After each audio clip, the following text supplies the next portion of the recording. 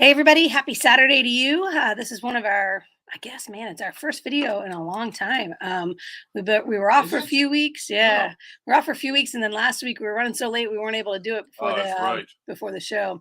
So Casey and Rex here, back in the studio with you, and this is our first live stream, our behind the scenes live stream for our.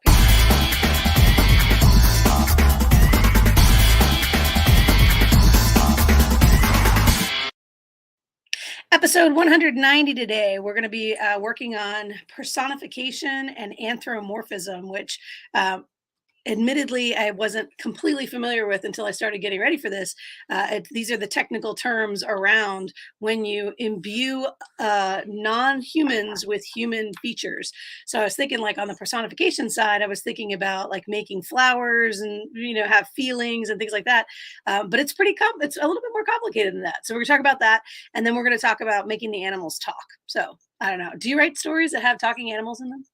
No, I don't think I ever have. I don't think I ever have either, which is probably why this wasn't like a thing for me. What's Right. your favorite story you've ever read that had talking animals in it? Well, I know Ellen Dean Foster used to write a series called the Spell Singer series, Okay. where a human goes over into a world where they all have their species of talking animals, anthropomorphized animals Yeah.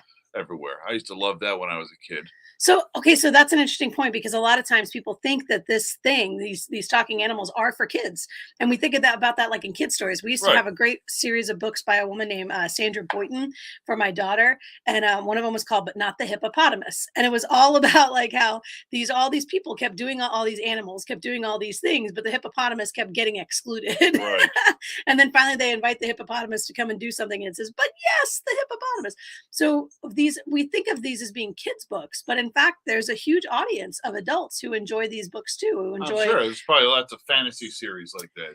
yeah, I think It's the our easiest fantasy thing when you have publishers to do it. create a new race, but you don't want to create it from scratch. You just take some animals and, oh, look, the race of, cats, Foxes, foxes. deer. Yeah. Yeah, so that's what we're going to be talking about today. My favorite book, I would say, that had this capability was Wicked. And Wicked is the retelling of the Wizard of Oz, right, from Elphaba's perspective, from The witches, the the Wicked Wicked Witch Witch of the West, from her perspective. And they had the way he did it was he had lowercase g and uppercase G goats. And if it was an uppercase G goat, it was a walking, talking, anthropomorphized goat.